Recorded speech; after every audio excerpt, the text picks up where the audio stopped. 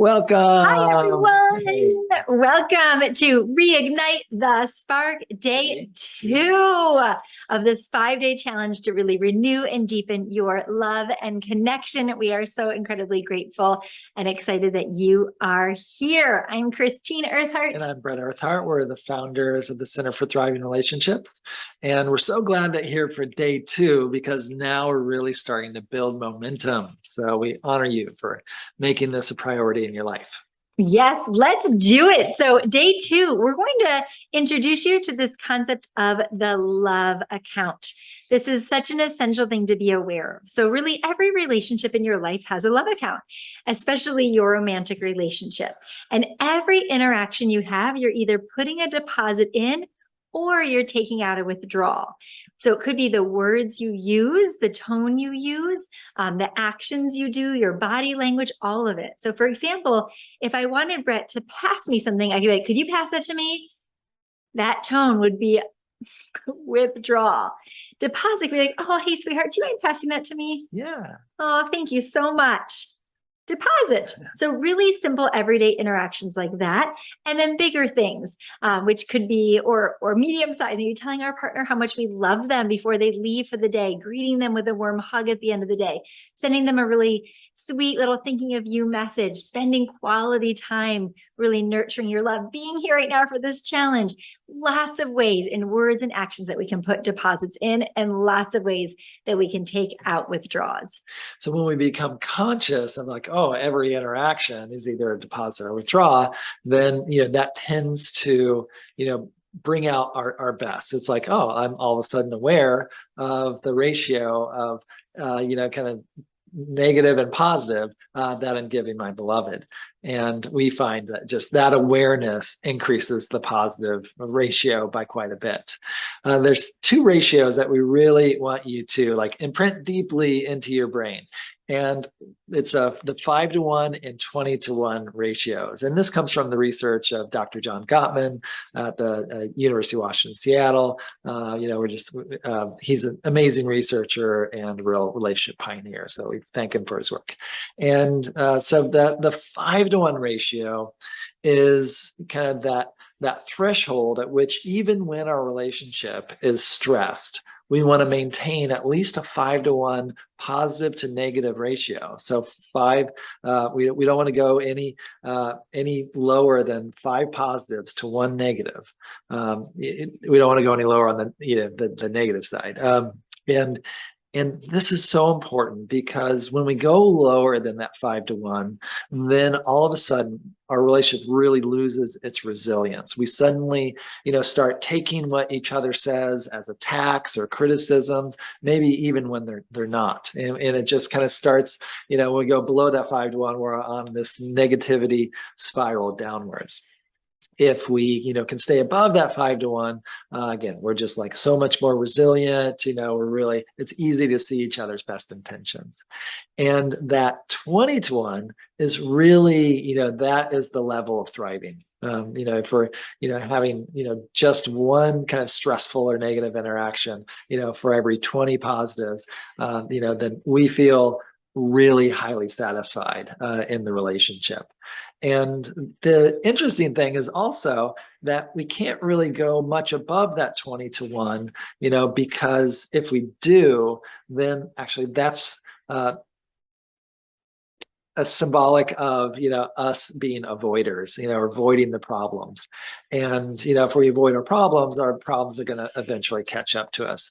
So when we get to that 20-to-1 level, that one stressful or negative interaction or conversation actually plays a really important maintenance function in keeping our relationship mostly positive.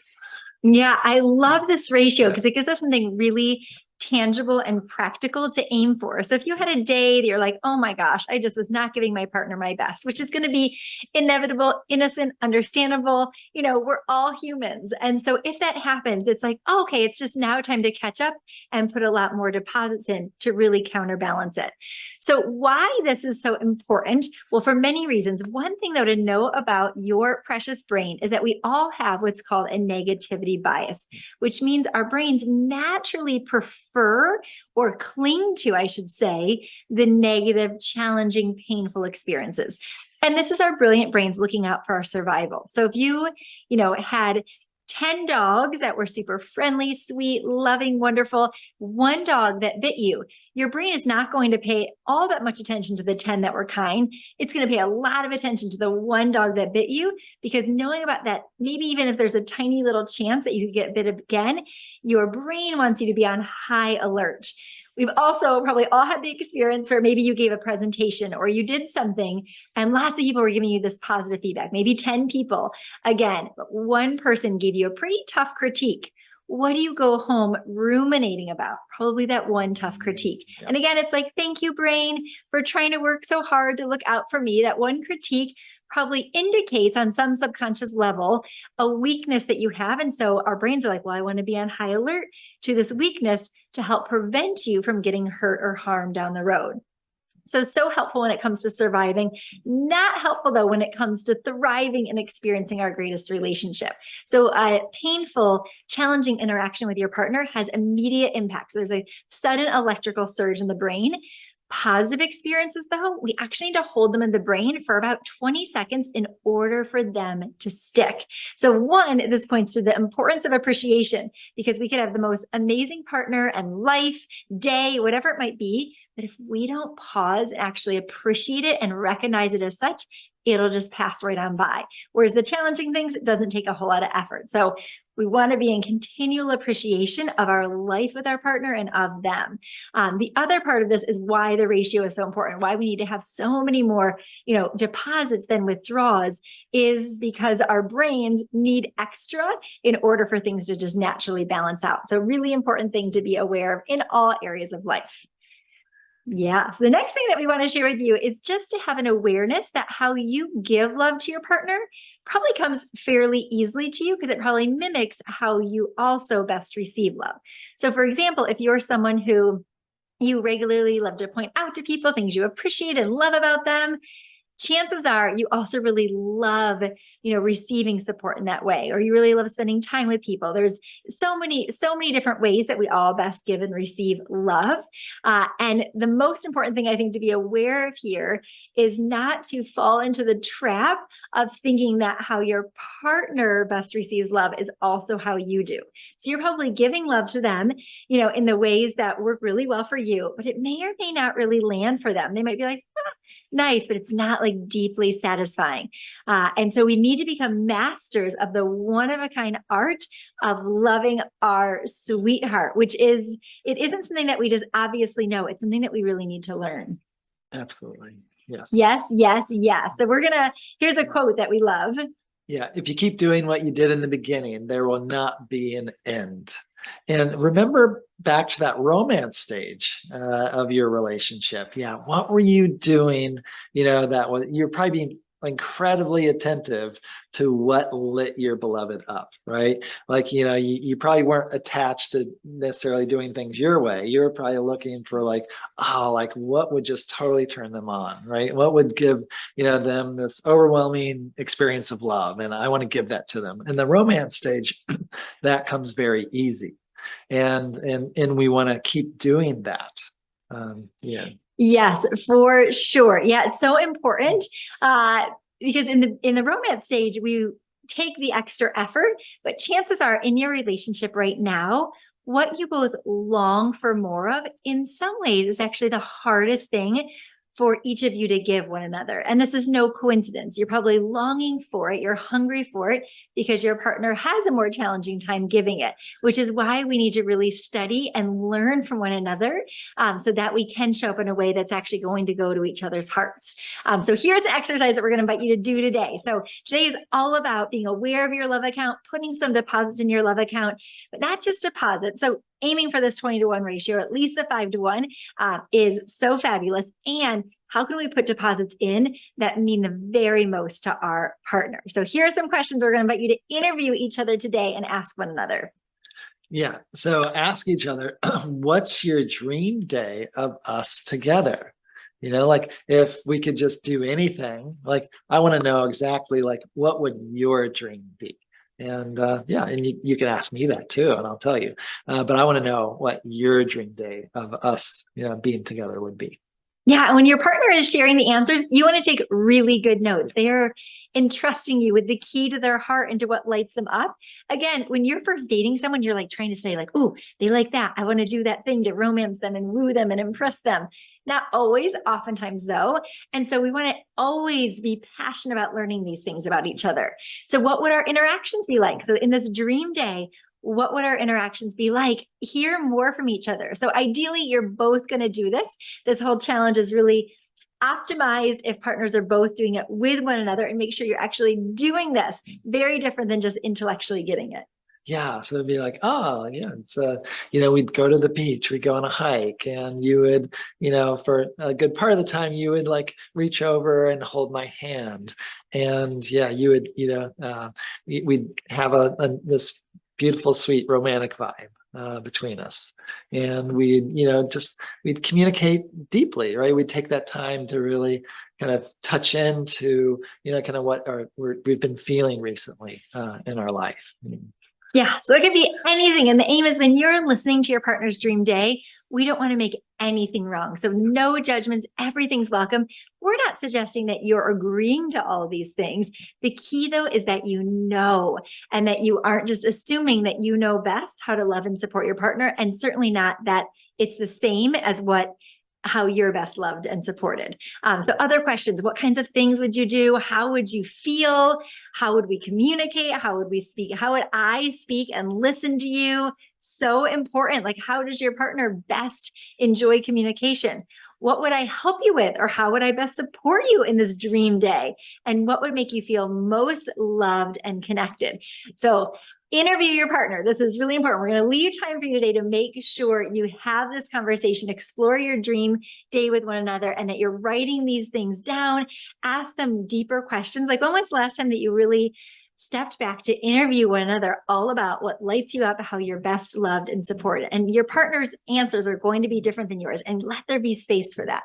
Yeah, and these are, courageous actions to take, because there is the risk of, what if we do this and neither of us follows up on it, right? Like, what if you tell me, you basically give me the keys to the kingdom or the queendom and tell me exactly what would light you up, and then what if I don't do anything about it, right? Like, then that becomes like an emotional hurt, emotional pain. So you want to take those notes and you want to take action, and you will benefit. This is kind of where we really create our life. Like the life that we have is the one, that we've created, and making this a priority, doing it, taking action on it, following up on it. It's gonna, this is where we create our greatest life. Yeah, and it really just becomes an upward spiral when the love account is full, and you're both just kind of inspiring one another with showing up in that way. So we just want to point this out, because this is really, really important distinction between early stage and, long-term love. So in the beginning stage, we tend to feel this uprising, the swelling of love, and then it spills over to wanting to follow it up with some actions of love.